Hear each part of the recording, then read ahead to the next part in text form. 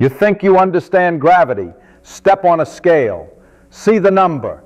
That's your weight. Earth pulling you down. Simple. Drop something, it falls. Moon orbits Earth. Planets circle the sun. Objects with mass attract each other. Newton figured it out centuries ago. The so-called force of gravity seems easy to understand. Simple even. Wrong. Not a little bit wrong. Fundamentally wrong about what's actually happening. Because gravity isn't a force at all. And when you finally see what gravity really is, when you really see it, the whole universe starts to look different. Let me show you. Stand up right now. Feel your weight. What are you feeling? You say, gravity, Earth pulling you down. But think about the actual sensation. The floor pressing against your feet, pushing up. That's what you feel. The floor pushing. This mysterious pull everyone talks about, you never feel it, not once. You only feel the push, always pushing up, never pulling down. So where's this pull? And here's something stranger. The moon is falling toward Earth right now, has been falling for billions of years, but it never gets closer, just circles, always falling, never landing. What kind of pull works like that? A pull that pulls forever, but never pulls anything in. And according to Newton, that pull happens instantly. Move Earth and the moon feels it immediately across 240,000 miles of vacuum, instantly. How? What carries the message? What's the mechanism? Newton himself couldn't explain it. He called it action at a distance and admitted he didn't understand how it worked. But the mathematics was beautiful. The predictions were perfect. So people stopped asking uncomfortable questions. They shouldn't have stopped. Go back several centuries. Nobody understood how planets moved. Copernicus said they orbit the sun. Fine. But how? What paths do they follow? Tycho Brahe built an observatory and spent decades recording planetary positions, night after night, year after year, measuring angles with brass instruments to fractions of a degree. Why such precision? Because you can't understand nature by guessing. You have to look. Measure carefully. Write down exactly what you see. That's where real science begins. His data reached Johannes Kepler. Kepler wanted to find the shape of planetary orbits. He tried circles. The predictions were close, but Mars was off by 8 arc minutes, 8/60ths of a degree. Most people would shrug that off as measurement error, but Kepler knew Tycho's precision. That man didn't make 8 arc minute errors. So Kepler threw out his theory and started over. After years of work, he found it. Ellipses. Planets move in ellipses, with the sun at one focus. Perfect match to the data. Beautiful. But it raised a bigger question. Why ellipses? Meanwhile, Galileo was doing simple experiments, rolling balls down ramps. Sounds trivial, but watch what happens. Roll a ball down an incline, it speeds up. Let it roll onto a flat surface, it keeps going, doesn't stop immediately. Now imagine you could eliminate all friction. What would happen? The ball would roll forever. Same speed, same direction, forever. This bothered people. Surely motion requires a continuous push. Surely things naturally come to rest. No, that's backwards. Motion is natural. An object moving in a straight line doesn't need explanation. That's the default state. What needs explanation is change. Slowing down, that's friction. Speeding up, that's a push. Changing direction, that's a sideways force. This is inertia, the first law of motion, and it creates a puzzle. Planets should move in straight lines. That's their natural state, but they don't. They curve. Their paths bend continuously toward the sun. Something must be deflecting them every instant. What? Isaac Newton saw it clearly. Planets want to go straight. That's inertia. But they curve. Something changes their motion constantly. He called it gravity. Universal attraction between any two masses. The force depends on mass and distance. More mass means stronger force. Greater distance means weaker force. Specifically, force drops with the square of distance. With this one principle, everything fell into place. Why ellipses? Because planets are falling toward the sun while simultaneously moving sideways. The combination creates elliptical paths. Kepler's laws emerge naturally from Newton's force law combined with inertia. Why does the moon orbit Earth? Same principle. It's falling toward Earth but moving sideways fast enough to keep missing. It falls around Earth instead of into it. Why does an apple fall? Earth attracts it. Same force, same law, just different scale. Newton did a beautiful calculation. He figured out how much the moon falls every second, how much its path deviates from a straight line. Then he calculated how much objects fall on Earth's surface. The numbers matched perfectly when accounting for distance. Revolutionary. The force pulling an apple is the same force holding the moon in orbit. Heaven and earth, same physics. With Newton's law, everything made sense. Ocean tides happen because the moon pulls on Earth's water. Earth is round but bulges at the equator because it spins. Comets return on predictable schedules because they follow elliptical orbits. Strange observations found explanations. Jupiter's moon sometimes appeared early, sometimes late. Turned out light takes time to travel. When Earth is farther from Jupiter, light takes longer to reach us. This led to measuring light speed for the first time. Planets wobble slightly because they pull on each other, not just on the sun. From the wobbles in Uranus's orbit, astronomers predicted a new planet, Neptune, and found it exactly where predicted. For 2 centuries, Newton's law of gravity stood as one of the greatest achievements in science. It explained everything anyone could measure, but there was one detail nobody could explain. Drop a hammer and a feather in a vacuum. They hit the ground at the same time, exactly together. The hammer has more mass. So according to Newton, gravity pulls it harder, much harder. But the hammer also has more inertia. It resists acceleration more, much more. These two effects cancel perfectly, not approximately, perfectly. Every object falls at the same rate regardless of mass. Why? Newton's theory requires 2 different properties of mass. Gravitational mass determines how strongly objects attract each other. Inertial mass determines how hard it is to accelerate something. And these 2 properties are always perfectly proportional for every substance ever tested, to incredible precision. But why should the attracting property of mass and the resisting acceleration property be perfectly equal? Newton had no answer, just a remarkable coincidence that made the mathematics work beautifully. Or was it a coincidence? Einstein asked a different question. What if it's not a coincidence? What if that perfect equality is telling us something fundamental about what gravity really is? Here's a thought experiment. You're in a closed room with no windows. You feel your normal weight pressing you to the floor. Are you on Earth, or are you in a rocket in deep space, accelerating upward at 9.8 meters per second squared? Can you tell the difference? Drop something. It falls to the floor in both cases. Throw a ball horizontally, curved path in both cases. Stand on a scale, same reading in both cases. There is no experiment that can distinguish them. This is the equivalence principle. If you truly cannot tell gravity from acceleration, maybe they're the same thing. Maybe what we call sitting still in a gravitational field is actually a form of acceleration. Here's Einstein's revolution. Objects in free fall have no force acting on them. The falling apple, the orbiting moon, satellites circling Earth, astronauts floating in space capsules. None of them experience any force.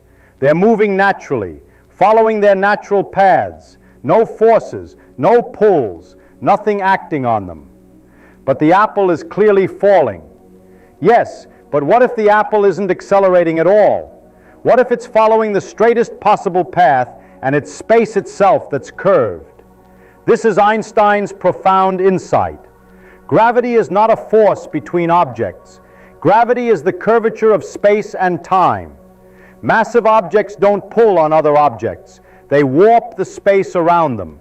They bend it, curve it, distort the geometry. The apple isn't being pulled to the ground. It's following the straightest possible path through curved space-time.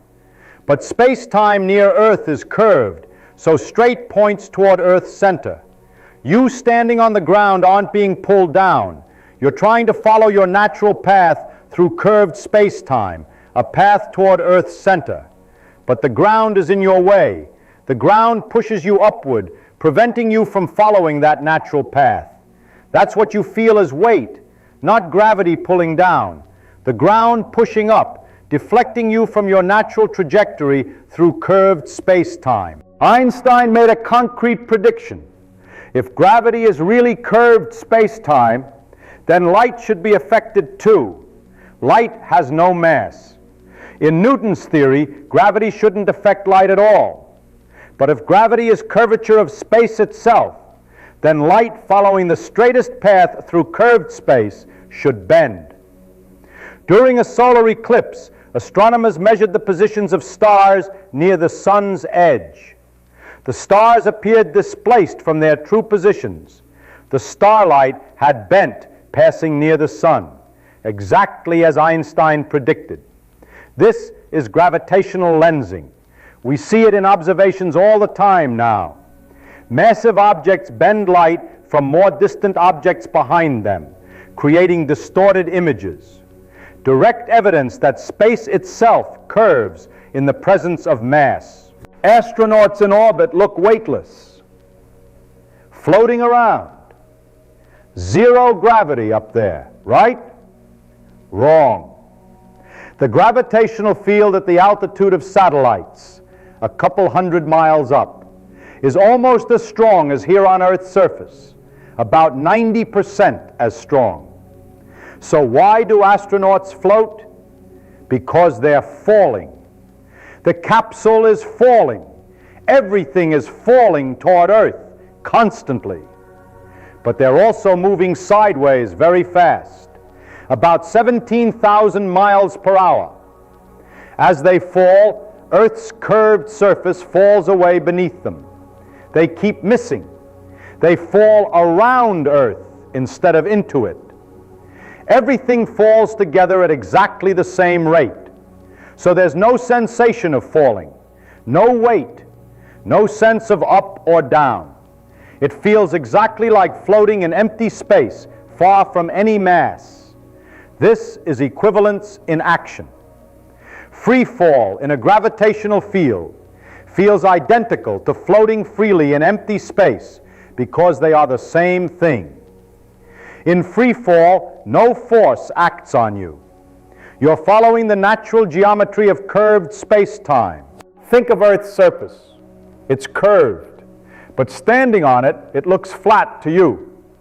And here's something remarkable. Why is Earth round in the first place? Because of gravity, but not in the way you think.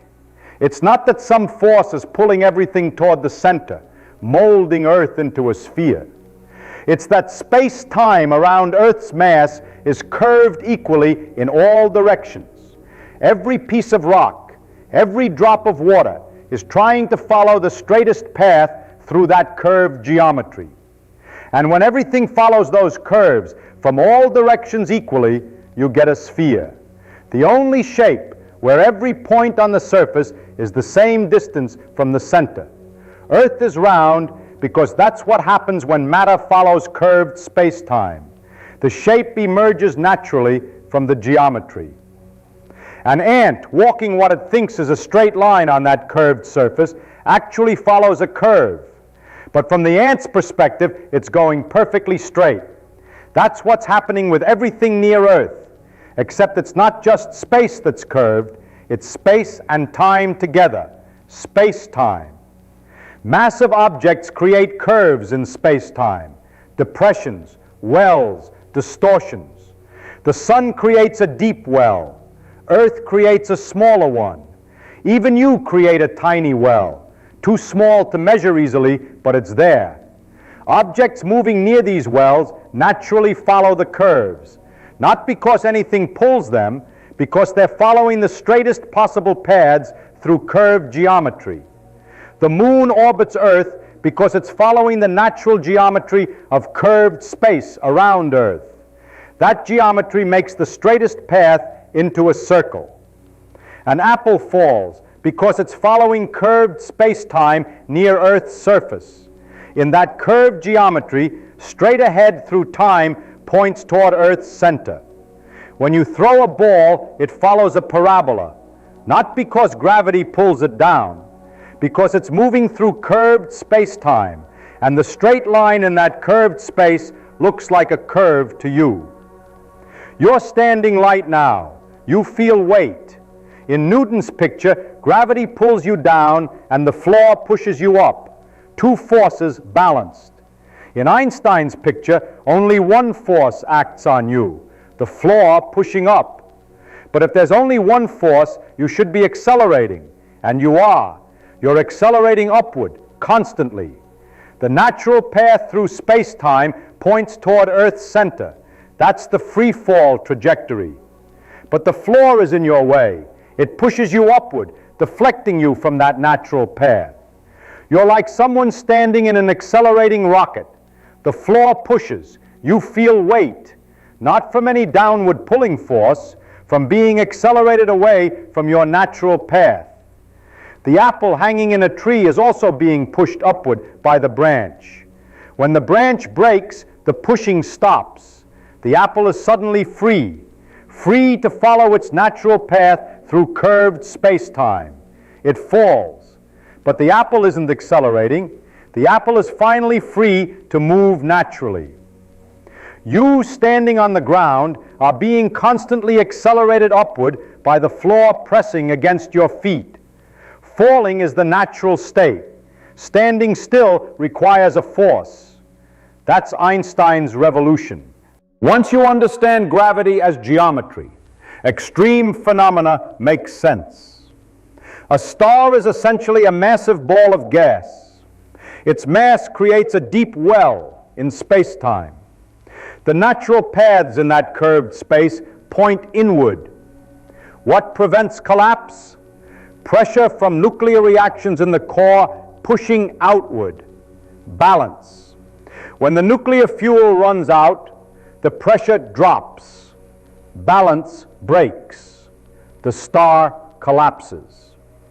If the star is massive enough, the collapse continues until matter is compressed to incredible density. Atomic nuclei merge. Electrons are crushed. What emerges is a neutron star. Nuclear matter compressed to city size. A teaspoon of this stuff would weigh 1 billion tons. For even more massive stars, not even neutron pressure can stop the collapse. Space-time curves so sharply that all possible paths lead inward. Even light cannot escape. This is a black hole. Near a black hole, space-time is so severely warped that light itself, following the straightest possible paths through this geometry, spirals inward and never comes out. We can't see black holes directly, but we see their effects. Matter falling toward a black hole speeds up, heats up, radiates enormous energy before disappearing. All from one idea. Mass curves space-time. Objects follow the curves. From this one principle, everything follows. Planetary orbits, tides, the precession of Mercury's perihelion, a tiny effect Newton's theory couldn't explain, but Einstein's predicts perfectly. Gravitational lensing, black holes, gravitational waves rippling through space when massive objects collide. The same principle explaining how the moon orbits also explains the largest structures we observe: galaxies, clusters of galaxies, universal, elegant. The pattern in the small piece reveals the design of the whole fabric.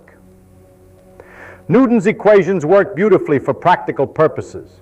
We use them to launch satellites, calculate orbits, predict eclipses. They're simpler than Einstein's equations and accurate enough for most applications. But Einstein revealed what gravity actually is: not a mysterious force pulling objects together across empty space, the curvature of space and time themselves.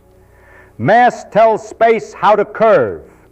Curved space tells objects how to move. When you step on that scale, you're not measuring a downward pull. You're measuring how hard the scale must push to prevent you from following your natural path through curved space-time. When you watch something fall, you're seeing an object finally free to follow the geometry that mass has woven into the fabric of reality. When you look at the moon, you're seeing an object following the straightest possible path through the curved space around Earth, a path that looks like a circle because space itself is curved. Space brings objects together.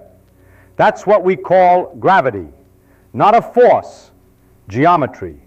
And that is far more beautiful than any mysterious pull could ever be.